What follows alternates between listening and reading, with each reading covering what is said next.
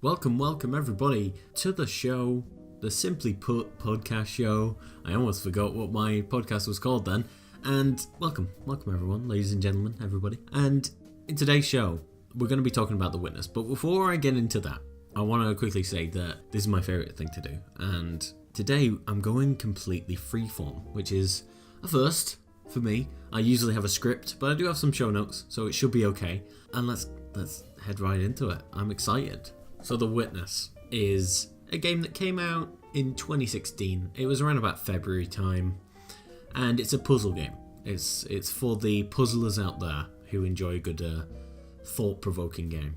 The gameplay is very simplistic. It's first person and you have no hands. It's very, very simplistic in its design and gameplay. It's a series of maze puzzles. And how it works is you go up to one of these maze puzzles dotted around an island, press on it, and the goal is to get your little cursor or control stick all the way to the other end of the maze. Sounds simple. As it goes on, obviously more rules are implemented, such as you can't touch these certain blocks when you're moving past and things like that. So overall, it's a puzzle game to the core. Story-wise, how would you explain Witness's story? It doesn't really have one, in all greatness of respect. It's more of a experience. It's not a story to be told, it's a story to be had. There we go. That's a box quote for you. So before we get into the good and the bad, let's briefly talk about the criticisms and reviews this game got. Mostly it got mixed reviews, now that I think about it. Yeah, The Witness mostly got mixed reviews. There was one side of the camp saying it's the best thing ever since the dawn of time, and the other people saying this is the worst, most boring, monotonous, I hate it thing of all time.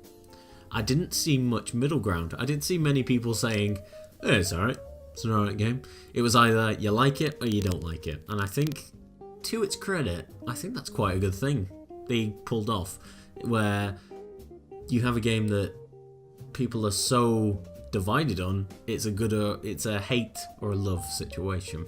I'm on the side of the actual middle ground. I don't think it's amazing. I don't think it's terrible, but it's a game. It's a game, and we're going to discuss the good and bad stuff right now. Heading to the good. Alright, what I like about The Witness is it has a difficulty without a difficulty option. So at the beginning of the game, you don't choose easy, medium, hard. You're released into this open world, and you're free to explore wherever you want, do any puzzles you would like to do, or feel that you can do. The thing is about The Witness as well, before we continue, is that it doesn't tell you anything. It's one of those silent games, looks but doesn't tell, one of those. So you have to teach yourself, which there's arguments on both sides of the fence on whether or not this is helpful, whether or not this is a detriment, whether or not it did it well. You could go on for hours on how to express a point and how to teach players how to play your game.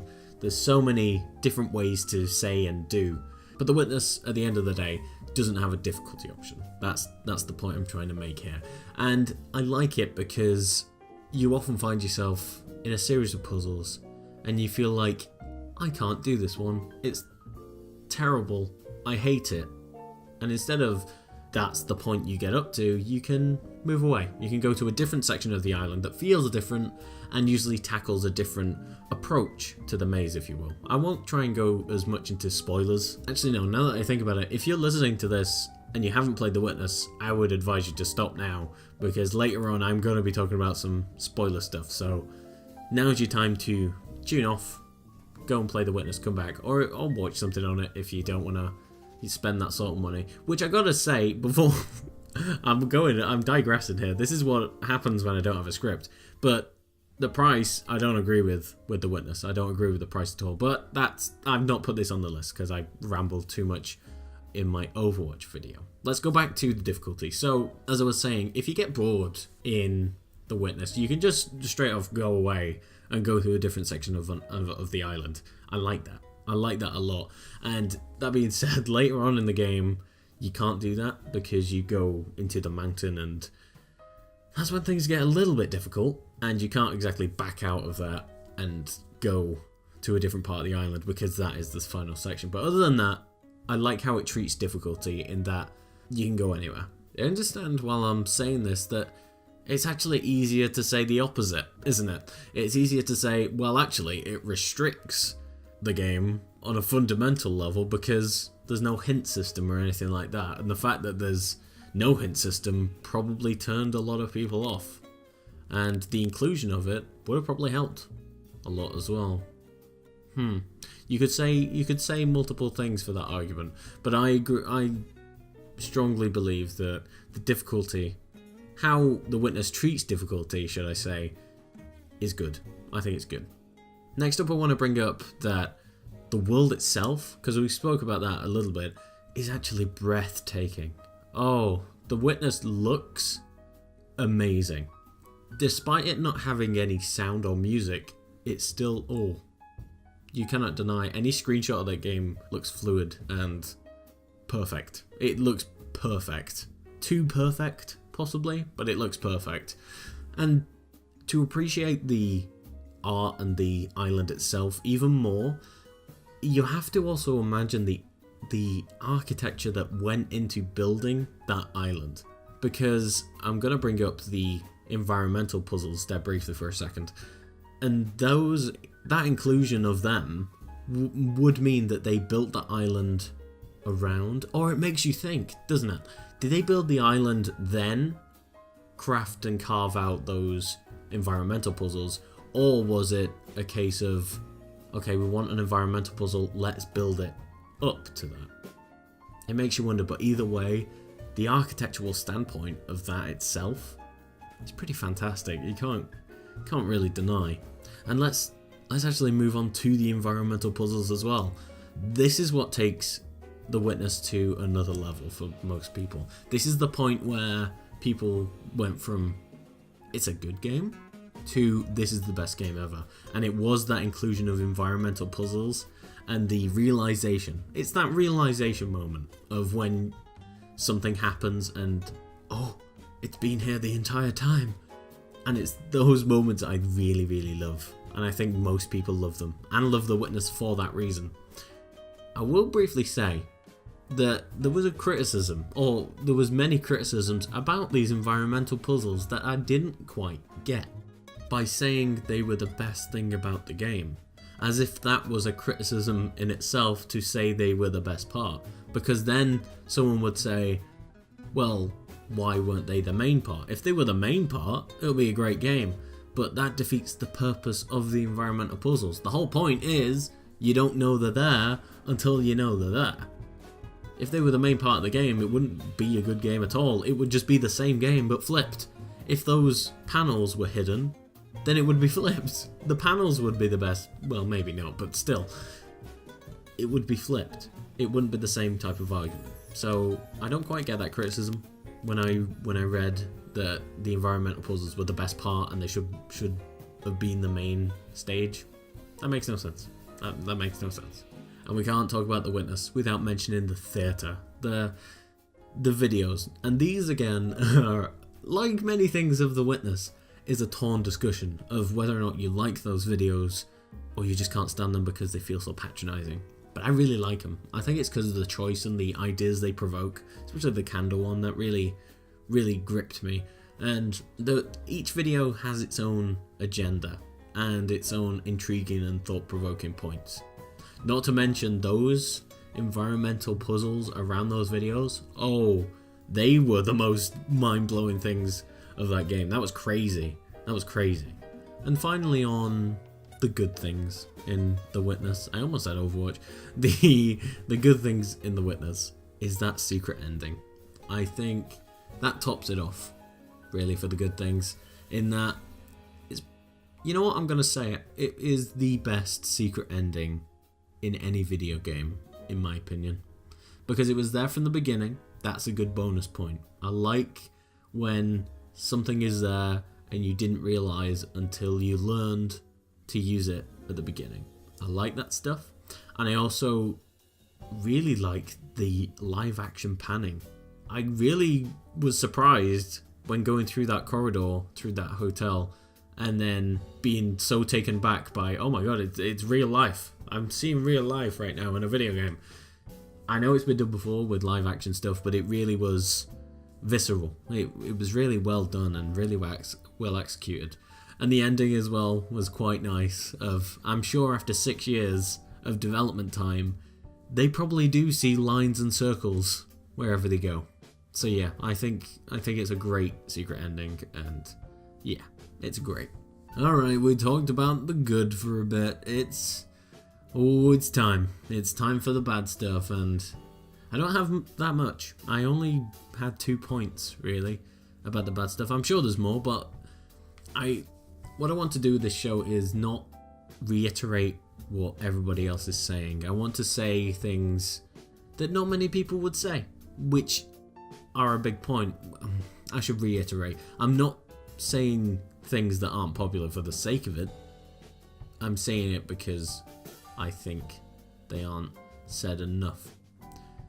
But that being said, I think we can all agree that the audio logs are the worst thing in The Witness. They just...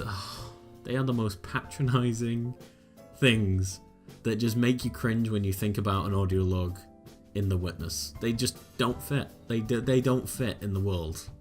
And I'm sure some argue, well, one of them talks about the moon, and the moon reflects in the water. No, it doesn't.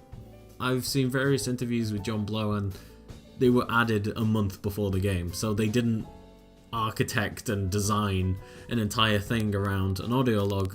They just threw them around to add more to the game, I guess, to add more profundity, that's a word, and more extravagance, I guess. I don't know why they were put in. I honestly don't. I guess so it wasn't so silent that you had something to listen to, but the things they chose, no, the audio logs, no, just no, let's move on. And the final bad thing I could think of was that when I finished The Witness, I felt like I wanted more. Like it was missing something, and I still, even thinking about it now, cannot quite pinpoint what is missing. But it needed more. It needed that little bit more. And I'm not talking about like the levels there are to The Witness, because there are various things, like the statues are a thing, and the environmental puzzles are a thing, and the optical illusions are a thing. They're all great. I love those. But it needed that bit more something. More semblance, maybe? That's a word, right? More relevance, maybe. Maybe more context. Because The Witness tries to say its ideas, doesn't it? It has its own agenda, and its agenda is thought-provoking, and it tries to show you ideas that perhaps you might not have thought of before. It shows you a world in which all these ideas are coming together and patched together on this island, and they're all part of one. But my biggest criticism of The Witness is that all those ideas it tries to show of Scientology and belief and faith and arts and literature, they all just blend. And I don't think that was the point. Because you could say, oh, well, that's great, they all blend, they're supposed to be all the one and the same. I don't think that was the point. I think the point was it was trying to show a bunch of perspectives on something. But for me, it just showed me one perspective, and that was The Witnesses. When I played The Witness, I did get some opinions from it of my own, which were good, but most of all, you got what The Witness was trying to say to you. And I think that was a misstep on their part. What could they have done differently? More context. I think that's the key. I think if we had more context from a design standpoint of why these things were in the game instead of why do you think, perhaps it would have had more credibility. I think that is the key. What doesn't help, I will rant for a second now, of the John Blow tweets. Because after the game came out, briefly, it was in the, what would you call it? The zeitgeist of the game was of the fact that there was more to it. There has to be another secret. What does this mean? The fact is, there was nothing more. There was no big secret. There was no unveiling of an elephant. There was nothing more to the game. It was what you took out of it. But what annoys me the most is that John Blow didn't say that. Instead, he said things like, well, there could be more. And maybe you should look more. That's not cool. That is not cool in my opinion. Too many games companies and game professionals say there could be more. You know who's worse for this? Treyarch. Treyarch, you're the worst for this, but they know they're the worst at it. They know they can rile up a community because they can pull the strings and say, oh, there could be more. The thing is, this thing in the gaming industry has gotten to the point where everybody knows about it now. It used to be a developer tool of where you would say something, there was more something in the game when they weren't, and it would add that intrigue factor. Like, was it Peng from Dead Space? Was put in there for the sake of being put in there to add intrigue. But now that everybody knows that, and someone saying, oh, there could be more in this game, doesn't help at all. It infuriates me because there's nothing. You're building false hype, and that false hype then turns into disappointment, anger, frustration, death threats on Twitter. So try not to do that, people. Try not to. And that pretty much sums up the witness. I've skipped the trivia this time. I think we've done okay without it today. I kind of like how this went. As I say, this was all unscripted. This is the first ever unscripted one, and I hope it sounded okay. There's only one way to find out, isn't there? So, without further ado, I best close the show. Call to action and all that fun stuff. So, if you did enjoy as much as I did, leave a like. Like this video for more, and subscribe, especially for more, and to be notified. Because I love doing these, and I'm going to keep on doing these. So why not enjoy it. Alright, so I've been James. You've been listening to the Simply Put podcast show, and have a great day. Bye bye.